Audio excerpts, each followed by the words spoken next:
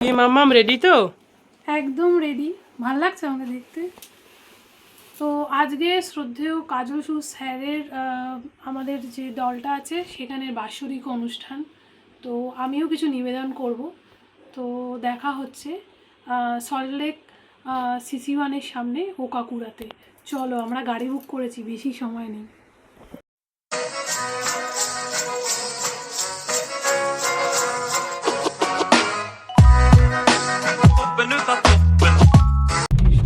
আমরা খালপাড় দিয়ে যাচ্ছি এখন। হ্যালো। হাই। প্রচণ্ড বৃষ্টি হচ্ছে বাইরে, তার মধ্যেই যাচ্ছি।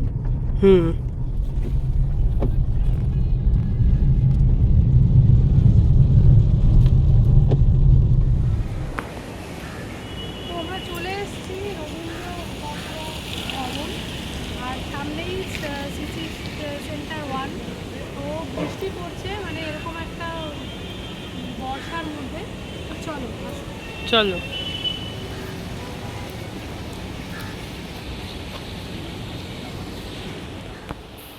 চলো আমরা ভেতরে যাই। অনুষ্ঠান এখনো শুরু হয়নি, চলো আসো।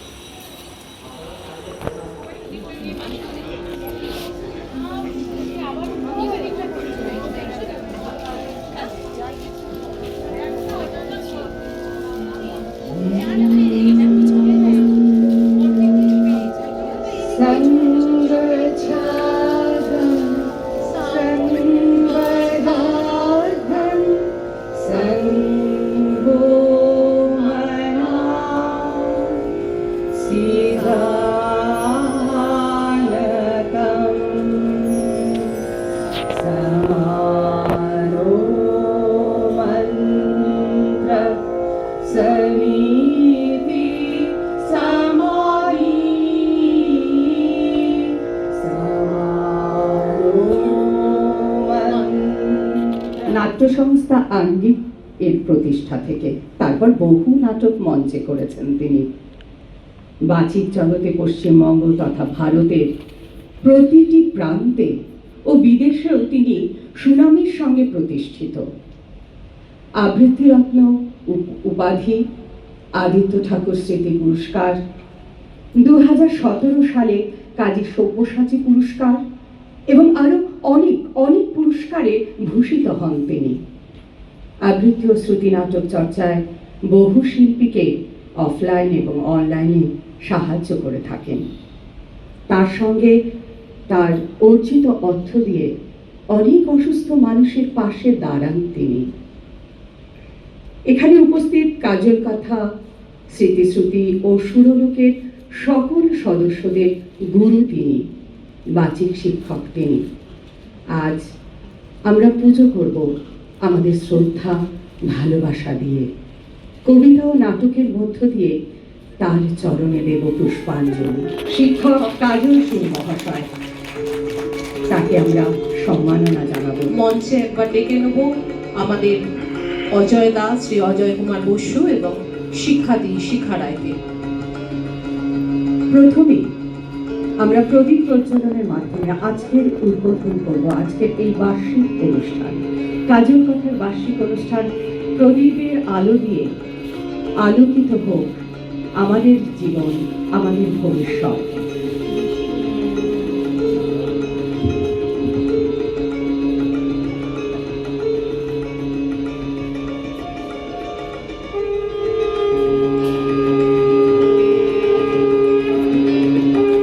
আলোকের এই ঝর্ণা ধারায় ভরিয়ে দাও, ভরিয়ে দাও, সত্যি ভরিয়ে দাও। এই আলো চারিদিকে ছড়িয়ে পড়ুক। শুধু কাজল কথার আলো নয়, এটা স্যারের ছত্রছায়ায় আমরা যত ছাত্রছাত্রীরা রয়েছি তাদের জীবনেও এই আলো ফুটে উঠুক। আমরা ভরে উঠি এই আলো। বরণ করে নিচ্ছি আমরা আমাদের প্রিয় শিক্ষক শ্রদ্ধেয় কাজল সুর মহাশয়কে। অজয়দা উত্তরীয় পরিয়ে বরণ করে নেবে।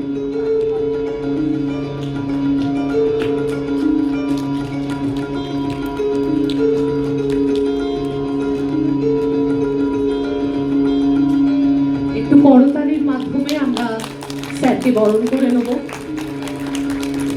শিখাদি এবং অজয় সৌরভে আমাদের দুই প্রবীণ সদস্য স্যারকে বরণ করে নিলেন। এটা সত্যিই আমাদের খুব গৌরবের মুহূর্ত। আমরা সবসময়ই অনুষ্ঠান শুরু করি স্যারের কথা দিয়ে, আশীষ বাণী দিয়ে। স্যার, শুরু হচ্ছে আজকের অনুষ্ঠান। এবারের অনুষ্ঠান নাটক এবং কবিতা দিয়ে সাজানো হয়েছে। তার উপরে আমার জীবনে যখন যেসব প্রথম দিকে 30 বছর আগে, আলো ছবিটা হওয়ার 5 বছর আগে কিন্নর দল থেকে আমি যে নাটকটি লিখেছিলাম সেটি হবে কেবলমাত্র আজকের মঞ্চ নাটক। সেটার পরিচালনায় আছেন রত্নাবলী, তাদের কুশীলবরা প্রস্তুত। তারপর আমরা শ্রুতি নাটক এবং কবিতায় যাব।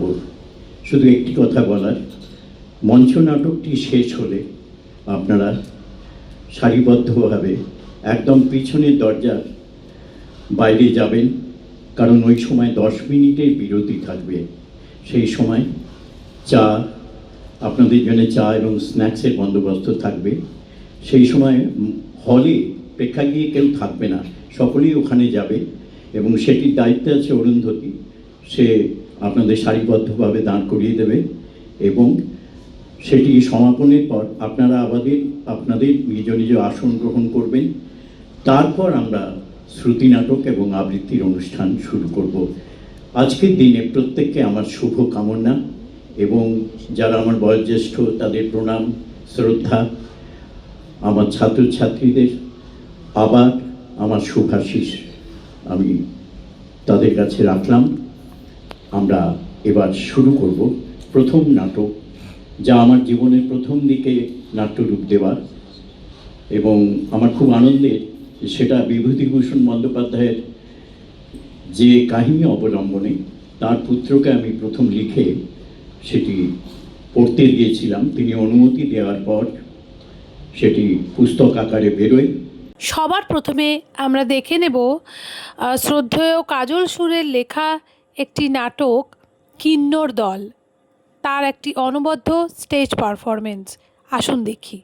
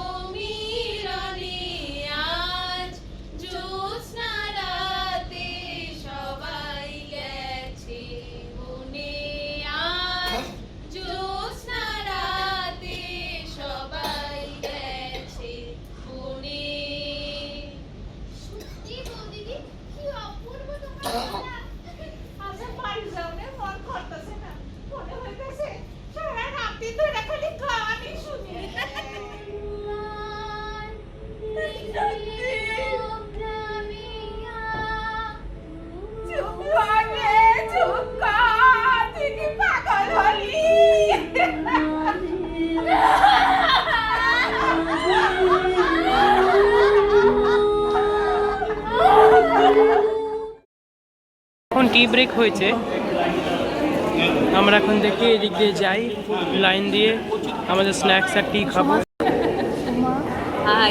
হ্যালো, শিখাদি খুব সুন্দর লাগছে, শিখাদি খুব সুন্দর লাগছে দেখতে। দেখি সবাইকে দেখতে খুব সুন্দর লাগছে। এখানে খাওয়া হচ্ছে, এখানে সুরেলার দিকে দেখো। অজয়দা ভালো আছো? এই যে সবাই চা নিচ্ছে করে। এটা আমাদের অর্চিতাদি, খুব প্রিয়, এই খুব প্রিয়, খুব ভালো। এই যে আমাদের স্যার। আমাদের অনুষ্ঠান এখনো বাকি আছে, বাকি অনুষ্ঠান দেখবো। চলো, এখন আমরা শুনে নিচ্ছি আমাদের ভীষণ ভীষণ প্রিয় শিখাদির কিছু কবিতা উচ্চারণ। শিখাদি নিজেও কবিতা লেখেন, নিজেও একজন লেখিকা। যক্ষ প্রিয়া কাটাই ব্যাকুল দিন, মেঘ কারো আকুল ডাকে পাহাড়ি নদীর উপর দিয়ে হয়েছে উড্ডীন।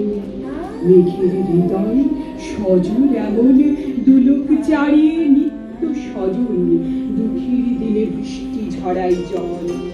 সেই তো বুঝি যক্ষ হৃদয় নির্বাসনে বিরহ ব্যাকুল হয়। এখন আমরা শুনে নিচ্ছি শ্রুতি নাটক উদ্বঙ্কা, সঙ্গে আছে স্বয়ং কাজল সুর এবং মঞ্জুলিকাদি। কি দারুণ যে দেখতে। এখন সবাই ওরকম স্যালারি পায়, আমি চাকরি পাই না, আমি চাকরি পেলে ওর থেকে বেশি পাবো। হ্যাঁ, আর দেখতে আমার লাইফে যত সুন্দর দেখতে ছেলে আর মেয়ে দেখেছি তাদের অনেকেই পুরোনো ঘাঁটা ঘাঁটা, আর তোদের মতো মেয়েরা ওদের ঝাঁটা খায়। হ্যাঁ, আলাদা কিছু কিছু তো থাকে, তারা খুব ভালো। তাই বল, আসলে তুই নিজে একটা ওরকম কালো মাল বলে সবার খুব ধরে বেড়া। আর আমি তো চুমু খেয়েছিলাম তোর কপালে, তোর ওই কালো ঠোঁটে তোর। এবার একটু চাপ, চুপ থাক। কপালে? হ্যাঁ, চেপেই তো আছি, চেপেই কোনোদিন তোকে প্রপোজ করতে পারলাম না, চেপে থাকি বলি।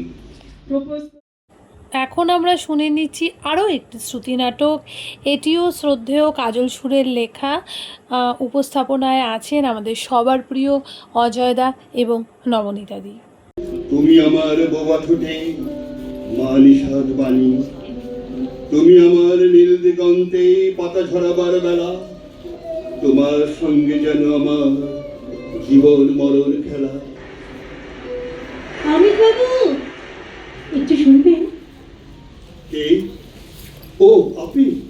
কেন, আপনি আমাকে চেনেন নাকি? অমন সুন্দর একটা কবিতা বলে এই সোজা বের পেলেন। এরপরে তো আমার কবিতা আছে, একটু শুনে যাবেন না? না না না, শোনার সময় কই, আমাকে একটু শিশির মঞ্চে যেতে হবে। এক একদিন এমন হয় একই দিনে 2-3টে অনুষ্ঠান এসে যায়, এই না এলে উপায় থাকে না। আমার দুটি প্রশ্ন ছিল। ভেবেছিলাম অনুষ্ঠান শেষে আপনার সঙ্গে আলাপ করব, আপনার সঙ্গে একটা ছবিও তুলব, কিন্তু এমন হাততালির মধ্যে আপনি যে শটান পেরিয়ে আসবেন বুঝতে পারিনি। আর সেই শর্তেই এই বাংলা একাডেমির অনুষ্ঠান করলেন কেন? আমার পায়ের পাথায় আপনার চোখ কেন? কেন আমার চোখের দিকে তাকিয়ে ওই কবিতাটাই মনে পড়লো? উত্তর দিন, উত্তর দিন। কেন কেন কেন কেন আমার এই সর্বনাশ করলেন? আমার রাতের ঘুম কেড়ে নিলেন? না, আসলে সেটা হয়তো কবির রচনার। না, শুধু কবিতার গুণে না। এরপরে রয়েছে আমার সংযুক্তা আচার্য সেনগুপ্তর খুব সামান্য কিছু নিবেদন, একটি ছোট্ট পাঠ। নমস্কার।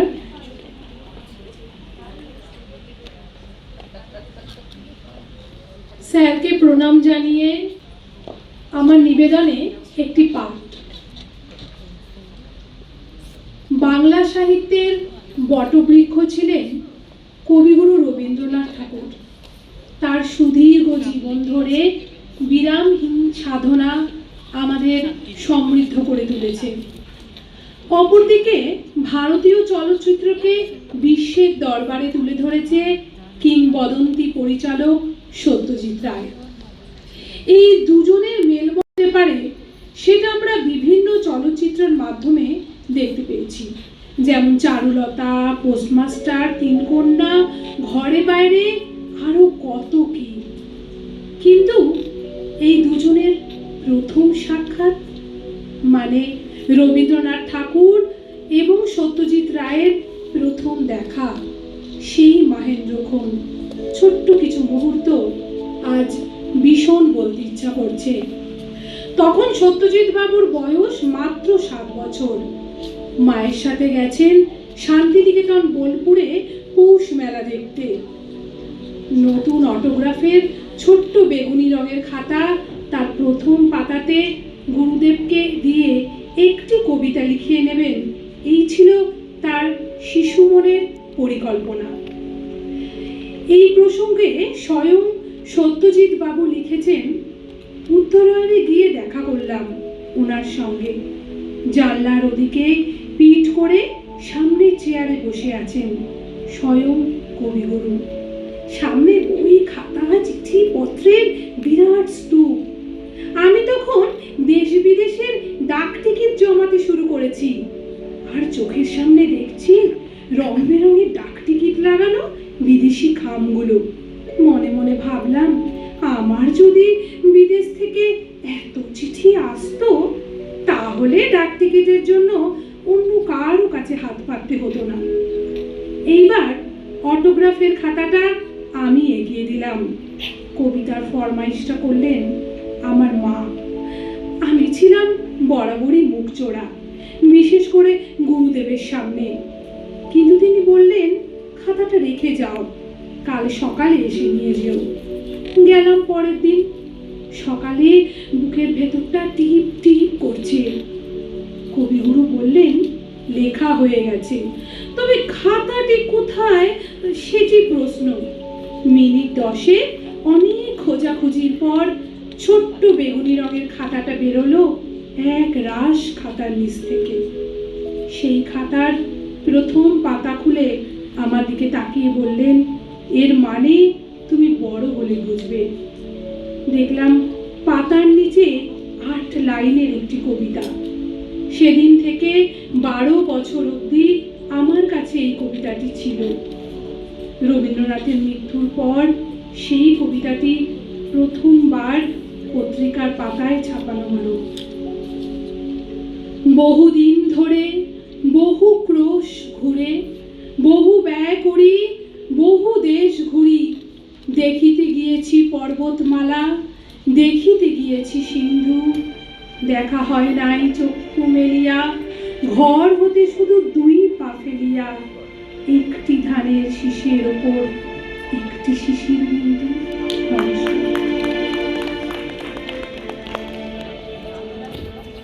খুব সুন্দর একটি পাঠ শুনলাম আমরা। আমি আরেকজন শিল্পী, আরও একটি শ্রুতি নাটক লাল গোলাপ স্যারের লেখা, উপস্থাপনায় স্বয়ং কাজল সুর এবং সুরেলাদি। শুনুন, এখন আমি শোবো। আপনার লাগেজের পাহারাদার হতে পারবো না, আপনি অন্য কাউকে বলুন। না না, আপনাকে দেখতে পড়িনি, দেখতে হবে না আপনাকে। আমার ধরা আছে। ধরা আছে মানে? কি সব যাতা বলছেন?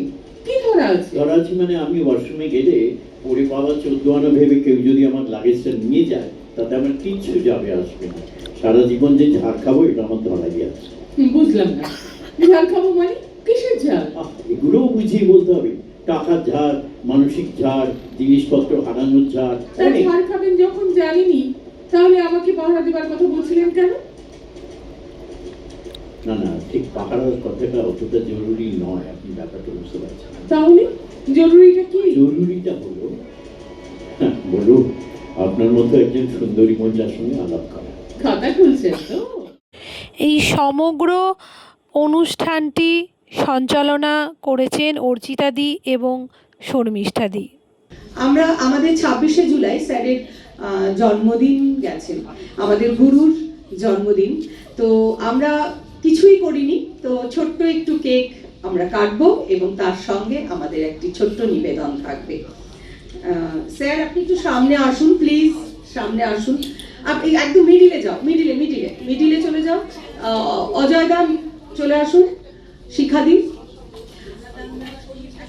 সবাই একটু সামনে এসো, মাইক্রোফোনের একটু সামনে এসো, শুরু করবে। এখানে থাকো আমার সাথে। 1 2 3 স্টার্ট।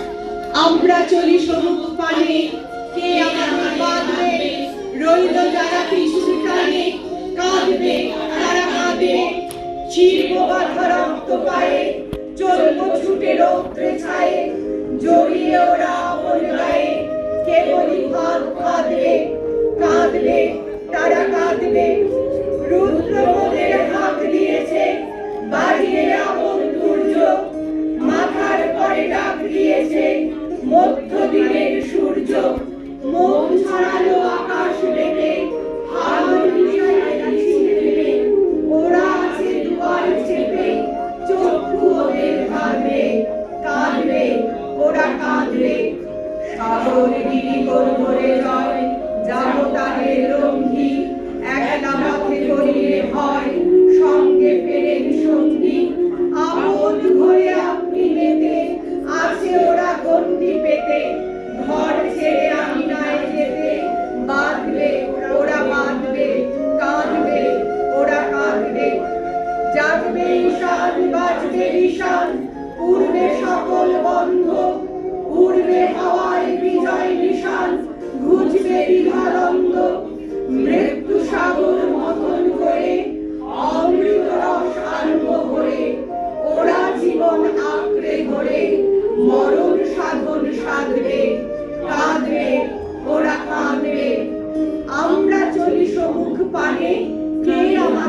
কাঁদবে, রইল তারা পিছুর টানে, কাঁদবে তারা কাঁদবে, কাঁদবে তারা কাঁদবে। আমাদের কাজল কথার অনুষ্ঠান এখানে শেষ হলো। কেমন লাগলো আমাদের অনুষ্ঠান? আমাদের এই নতুন ইউটিউব চ্যানেলে এই ধরনের প্রোগ্রাম আরও আসবে, আরও আপনারা অনেক সংস্কৃতিমূলক অনুষ্ঠান দেখতে পাবেন, অনেক কবিতা, অনেক গান, অনেক আড্ডা, আরও অনেক কিছু দেখতে পাবেন। তার জন্য চোখ রাখবেন আমাদের ইউটিউব চ্যানেলে। চ্যানেলটাকে লাইক এবং সাবস্ক্রাইব করা কিন্তু মাস্ট। ভালো থাকবেন, সুস্থ থাকবেন।